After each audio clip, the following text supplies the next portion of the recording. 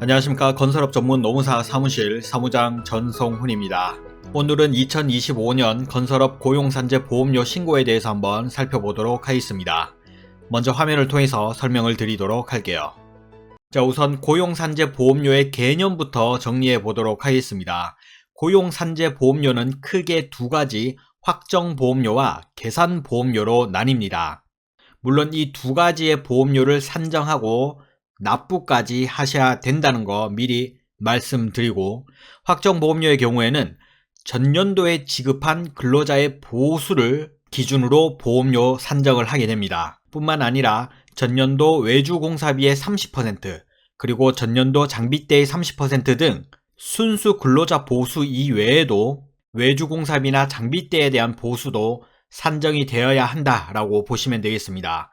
확정보험료의 특징으로는 일시납만 가능하다는 점, 분납은 불가능하다라고 이해하시면 되겠습니다. 다음 계산보험료의 경우에는 당해년도 보수를 추정하여 보험료를 산정하게 됩니다. 전년도 확정보험료 대비 70에서 130% 이내인 경우에는 작년과 동일한 보수 총액으로 신고해 주시면 되겠고, 일시납 및 분납이 가능하며 일시납하는 경우에는 3% 감면이 있고, 분납 시에는 총 4분기를 분할 납부할 수가 있습니다. 자, 그런데 확정보험료가 전년도 납부한 계산보험료보다 적다면은 환급이 되는 거고, 확정보험료가 전년도 계산보험료보다 많다면 추가 납부가 되겠다라는 것까지 이해해 두시면 되겠습니다. 그리고 고용산재 보험관계에 있어서 원도국 공사와 하도국 공사가 납부 주체가 어떻게 되는지를 좀 구분할 필요가 있습니다. 우선 원도국 공사라고 하는 것은 발주자나 발주처로부터 처음 도급을 받은 자가 원도국 공사를 한다라고 얘기를 합니다. 자, 이 말을 고용산재 보험 관계에서 살펴보자면 원수급인이 고용산재 보험료 납부 의무를 가진다라고 이해하시면 되겠습니다. 즉, 원도급 공사를 하는 원수급인이 고용산재 보험료 납부 의무를 가진다라고 이해하시면 되겠고, 하도급 공사의 경우에는 크게 승인 하도급 공사와 미승인 하도급 공사로 나뉩니다. 물론 고용산재 보험 납부 기준에서 살펴보면 승인 하도급 공사라는 것은 고용산재 보험료를 하도급에서 납부하기로 승인을 받았다라는 의미의 공사가 되겠고, 미승인 하도급 공사의 경우에는 고용산재 보험료를 하도급이 승인받은 것이 아니라 원도급사에서 납부하기로 했기 때문에 하도급사는 미승인 하도급 공사다라는 의미의 승인 하도급 공사와 미승인 하도급 공사로 구분된다라고 이해하시면 되겠습니다. 다음 살펴보실 개념은 건설 현장 노무 제공자에 대한 내용입니다. 건설 현장 노무 제공자는 크게 두 가지로 나눠볼 수가 있습니다. 노무 제공자 건설기계, 즉 27종 조종사에 해당되는 내용이고요. 그리고 또 한 가지가 노무 제공자 건설 화물입니다. 크게 이 두 가지를 한번 구체적으로 살펴보자면, 노무 제공자 건설기계 27종에 해당되는 건설 장비로는 불도저, 굴삭기, 로더, 지게차, 스크레이퍼, 덤프트럭, 기중기, 모터 그레이더, 롤러, 노상 안정기, 콘크리트 배칭 플랜트, 콘크리트 피니셔, 콘크리트 살포기, 콘크리트 믹서 트럭, 콘크리트 펌프, 아스팔트 믹싱 플랜트, 아스팔트 피니셔, 아스팔트 살포기, 골재 살포기, 쇠석기, 공기 압축기, 천공기, 항타 및 항발기, 자갈 채취기, 준설선, 타워 크레인, 그리고 특수기계까지 총 27종이 되겠습니다. 그리고 노무 제공자 건설 화물에 해당되는 장비로는 살수차, 카고 크레인, 고서 작업대가 되겠습니다. 자, 이 노무 제공자 고용산재 보험료 산정 방법에 대해서도 간략하게 짚고 넘어가자면, 우선 건설기계를 사용하게 되면 사업주는 거래 명세표를 받게 됩니다. 자, 이때 거래 명세표상 대표자와 작업 확인서상 건설기계 조종사 성명을 확인할 필요가 있습니다. 즉, 대표자가 직접 건설기계를 운전했느냐 안 했느냐에 따라서 산정 방식이 달라지기 때문입니다. 만약에 대표가 직접 건설기계를 운전한 경우에는 기준 보수로 산정을 해줘야 되고, 대표가 건설기계를 운전하지 않은 경우 또는 작업 확인서가 없어서 누가 운전했는지 확인이 불가능한 경우에는 장비 사용료의 30%로 산정을 해줘야 합니다. 자, 이 내용을 토대로 기준 보수로 산정을 하느냐 아니면 장비 사용료 30%로 산정을 하느냐를 구분할 수가 있는데, 기준 보수로 산정하는 방법은 건설기계의 기준 보수액 1당 82,648원을 기준으로 산정을 해주시면 됩니다. 왼쪽에 나와 있는 작업 확인서상 작업 일자가 총 4일이기 때문에 기준 보수인 82,648원 곱하기 4일 하면 335,592원을 산재보험 노무 제공자 보수 총액으로 산정해 주시면 되겠고, 만약에 장비 사용료 30%로 산정을 해야 한다면 장비 사용료의 공급가액인 1,200만원의 30%인 360만원을 산재보험 보수 총액으로 산정을 해줘야 합니다. 자, 그래서 대표가 직접 건설 기계를 운전한 경우에는 작업 확인서를 받아서 기준 보수로 산정하시는 것을 더 권장드립니다. 자, 다음은 부가고지 사업장과 자진신고 사업장에 대한 개념을 정리해 보도록 하겠습니다. 부가고지 사업장은 일반 사업, 즉 건설업과 벌목업을 제외한 모든 사업을 말합니다. 매월 보수 총액을 기준으로 공단이 보험료를 산정하여 월별 보험료를 사업장에 부과 및 고지하는 방식으로 공단이 보험료를 산정하고 매달 보험료를 납부하는 업체는 부가고지 사업장이 되겠습니다. 이와 반대로 자진신고 사업장의 경우에는 건설업과 벌목업에 해당이 되며 사업장에서 보수 총액을 직접 산정하고 보수를 기준으로 사업장에서 직접 신고까지 해줘야 합니다. 자, 이 부가고지냐 자진신고 사업장이냐 따라서 신고 방식이 차이가 납니다. 부가고지 사업장은 고용산재 보수 총액 신고로 해주셔야 하고요. 자진신고 사업장은 고용산재 보험료 신고로 진행을 해줘야 합니다. 자, 그러면 건설업과 벌목업은 왜 자진신고 사업장인가를 살펴보면, 첫 번째, 본사와 현장의 보수 구분이 어렵고, 두 번째, 현장의 경우 현장 간 인력 이동이 빈번하고 그 이동을 일일이 공단에서 체크할 수 없기 때문에 건설업은 자진신고 사업장이다 라고 이해하시면 되겠습니다. 그런데 여기서 건설업과 타 업종을 동시에 영위하는 사업장의 경우에는 본사 사업장은 부가고지 사업장이 되고 현장은 자진신고 사업장이 되므로 구분하여 신고를 하셔야 한다는 점 주의해 주시면 되겠습니다. 자, 그럼 부가고지 사업장에서 하는 보수총액 신고와 자진신고 사업장에서 하는 보험료 신고를 한번 구분해 보도록 하겠습니다. 먼저 말씀드린 것처럼 보수총액 신고는 부가고지 사업장이, 보험료 신고는 자진신고 사업장이 신고해 주시면 되겠고, 신고 기한의 경우 보수총액 신고는 3월 15일까지, 보험료 신고는 3월 31일까지 해주시면 되겠습니다. 대상 연도의 경우 보수총액 신고는 전년도, 보험료 신고는 확정보험료의 경우에는 전년도를, 계산보험료의 경우에는 당해년도를 신고해 주시면 되겠고, 산정 방식으로는 보수총액 신고의 경우 전년도 근로자의 보수총액, 보험료 신고의 경우 보험료 납부 현장의 노무비와 외주 노무비, 그리고 건설 장비까지 포함하여 신고해 주셔야 합니다. 과태료의 경우에는 동일한데 미신고 시 300만원 이하의 과태료가 부과될 수 있으며, 보수총액 신고에는 가산금이 없으나 보험료 신고에는 납부 보험료의 10%의 가산금이 발생하게 됩니다. 연체금 또한 발생하는데요. 납부기한 경과 후 30일까지는 1일 단위로 1,500분의 1이 가산되고, 납부기한 경과 후 31일부터는 1일 단위로 6,000분의 1이 가산되어 최대 5%의 연체금이 붙게 됩니다. 자, 그럼 이제부터는 고용산재 보험료 산정 방법을 한번 살펴보도록 하겠습니다. 건설업 고용산재 보험료 산정 방법은 크게 두 가지로 나눠 볼 수가 있습니다. 첫 번째, 현장별 산정 방법입니다. 다만 현장별 산정 방법에는 현장별 공사 원가 명세서가 있거나 계정별 원장에 현장 구분이 가능한 경우에만 현장별 산정 방법을 사용하여 정산을 할 수가 있습니다. 자, 두 번째 방법은 안분 비율 방식의 산정 방법입니다. 전체 공사에 대한 보험료를 납부해야 하는 현장의 비율을 반영하여 보험료를 산정하는 방법입니다. 현장별 원가 명세서가 없거나 계정별 원장에 현장별 코드가 걸려있지 않은 경우, 또는 일부만 구분된 경우도 포함하여 안분 비율 방식으로 산정을 해야 합니다. 자, 그런데 간혹 현장별 산정 방법과 안분 비율 방식의 산정 방법 중에 어느 게 더 보험료가 적게 나오나요? 라고 질문하시는 경우 종종 있으신데요.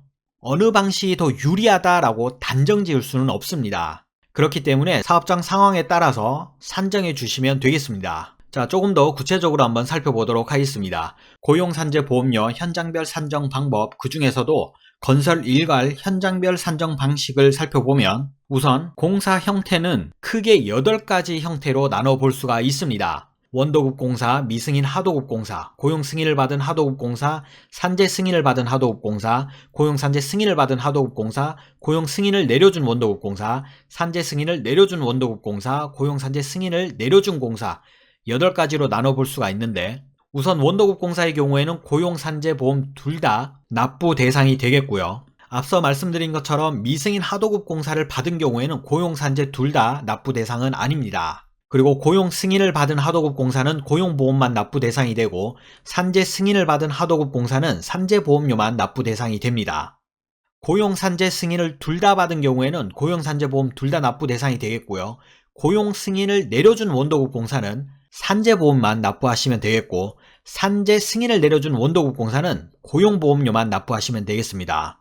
마지막으로 고용 산재보험 둘 다 하도급사의 승인을 내려준 경우에는 원도급사 입장에서는 고용산재보험 둘 다 납부 대상이 아니게 되겠습니다. 자, 이렇게 납부 대상이 되는 현장을 기준으로 고용보험과 산재보험 보수 총액을 산정해 주시면 되는데 고용보험의 경우에는 현장 일용직 근로자의 보수 또는 급여, 임금, 잡급, 사업소득 등을 보수 총액으로 넣어주시면 되겠고 그리고 외주공사비의 30%, 물론 사업주 승인 내려준 공사는 보험료 납부 대상이 아니기 때문에 제외하시면 되겠습니다. 그리고 그 외 계정에서 인건비 및 공사비는 모두 발췌하여 보수 총액으로 넣어주셔야 합니다. 산재보험의 경우에도 현장 일용직 및 본사 소속 현장직 근로자의 보수, 그리고 장비 사용료의 30%, 그리고 앞서 말씀드린 것처럼 노무 제공자의 기준 보수로 산정했다면 그 기준 보수도 포함을 해줘야 합니다. 마찬가지로 외주공사비의 30%, 그리고 그 외 계정에서 인건비 및 공사비는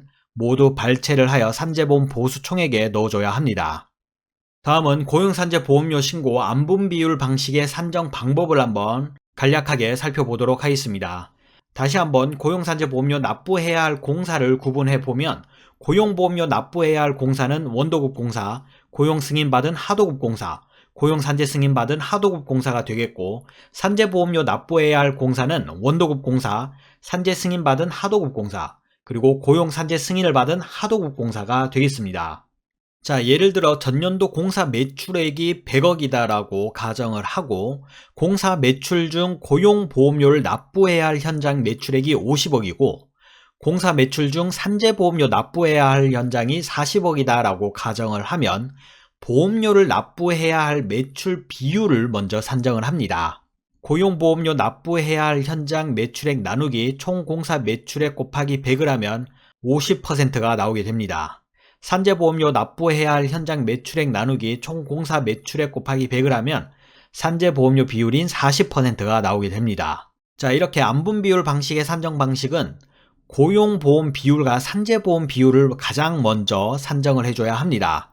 그리고 나서 전년도 보수 총액을 산정을 합니다. 본사 소속 현장 근로자의 보수 총액, 그리고 현장 일용 근로자의 보수 총액, 외주공사비의 30%의 보수 총액, 장비 사용료의 30%에 대한 보수 총액, 그 다음에 노무 제공자에 대한 기준 보수액을 산정해 둡니다. 그리고 앞서 산정한 고용보험 비율과 산재보험 비율을 적용하여 보수 총액을 반영해 주면 됩니다.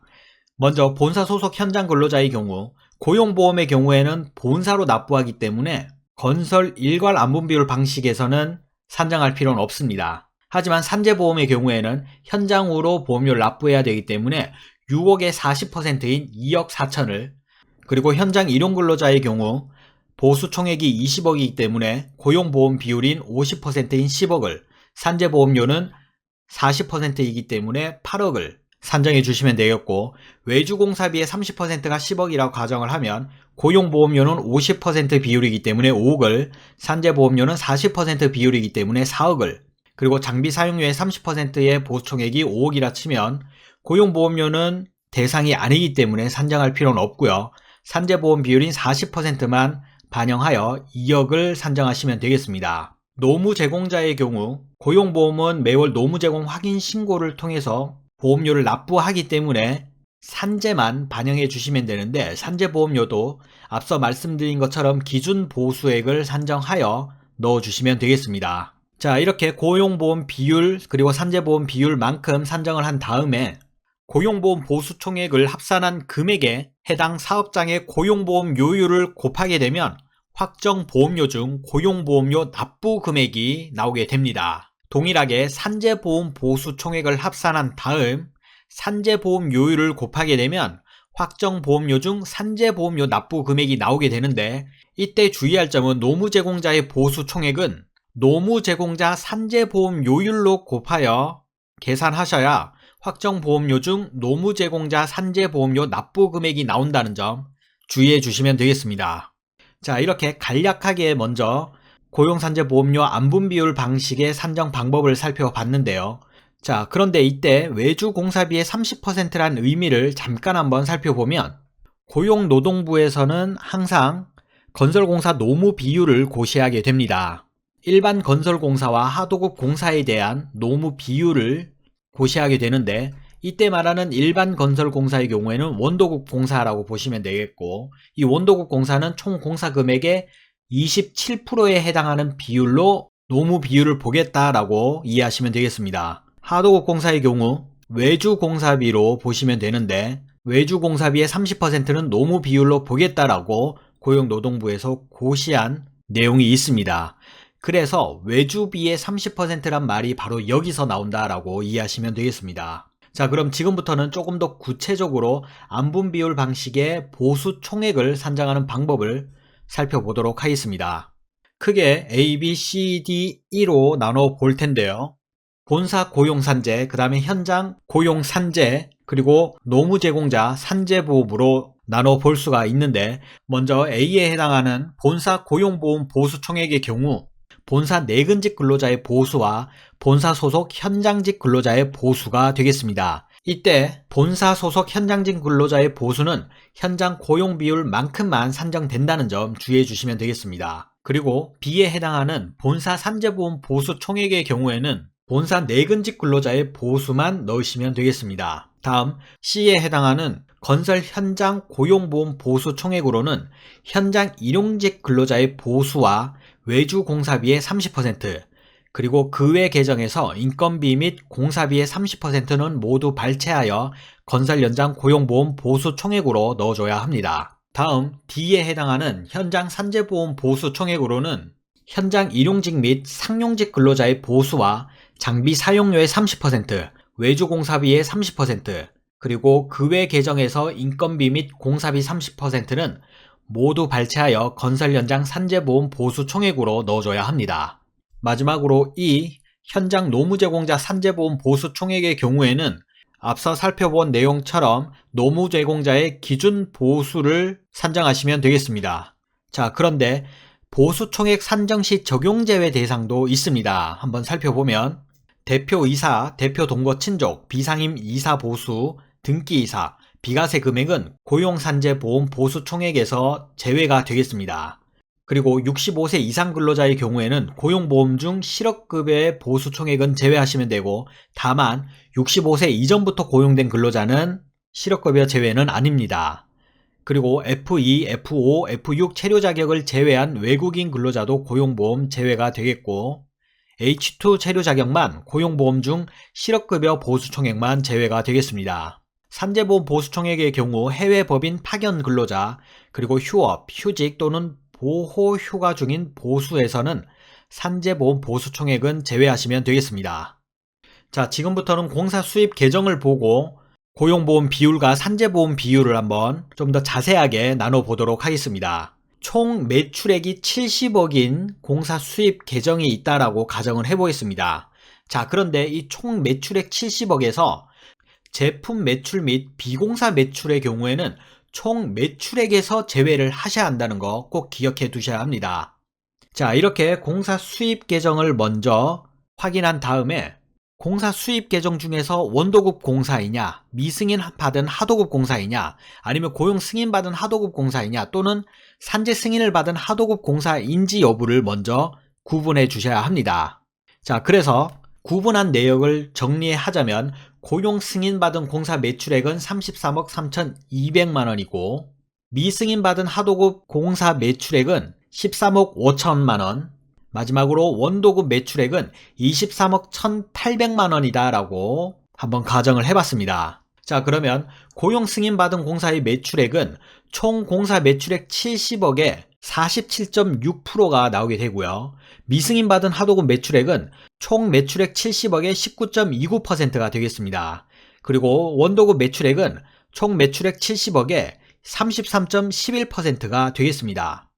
자, 이렇게 산정한 매출액 대비 퍼센테이지를 고용산재 보험 비율로 정리를 해 보도록 하겠습니다. 우선 고용 승인받은 공사와 원도급 공사는 고용보험을 납부해야 될 현장이기 때문에 해당 비율인 47.6%와 33.11%를 합산하면 80.71%가 나오게 됩니다. 그리고 산재보험 비율을 살펴보면 원도급 공사에 대한 매출액만 반영해 주시면 되기 때문에 33.11%가 되겠습니다. 자, 이 고용보험 비율 80.71%와 산재보험 비율 33.11%를 잘 기억해 두시고요.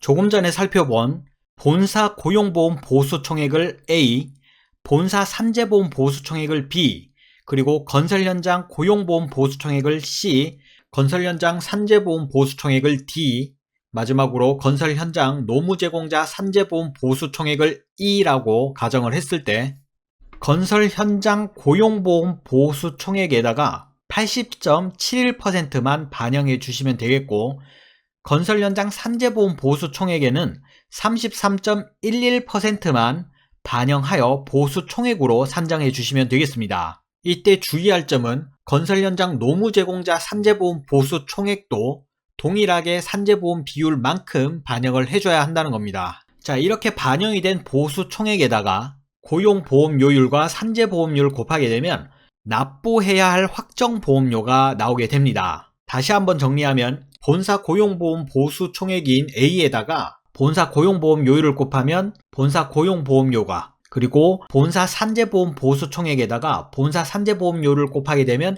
본사 산재보험료를, 그리고 현장 고용보험 보수 총액에다가 80.71%를 곱하고, 그리고 현장 고용보험료율을 곱하게 되면 현장 고용보험료가 현장 산재보험 보수 총액에다가 33.11%를 한 다음에 현장 산재보험료를 곱하면 현장 산재보험료가 산정이 되며, 마지막으로 현장 노무제공자 산재보험 보수 총액에다가 33.11%를 곱하고 노무제공자 산재보험료율을 곱하게 되면 노무제공자 산재보험료가 된다라고 보시면 되겠습니다. 자, 이렇게 산정한 확정보험료는 계산보험료와 동일하게 납부를 해 주시면 되겠습니다. 다만 근로자 감소나 매출액 감소 등의 이유로 계산보험료 감액 신고는 가능하지만 30%를 초과하여 감액한 경우만 감액이 가능하다는 점도 기억해 두시면 되겠고요. 또 한 가지 주의할 점은 당해년도 개시신고된 공사 금액의 27% 이상은 계산보험료로 신고를 반드시 해줘야 된다는 점 기억해 두시면 되겠습니다.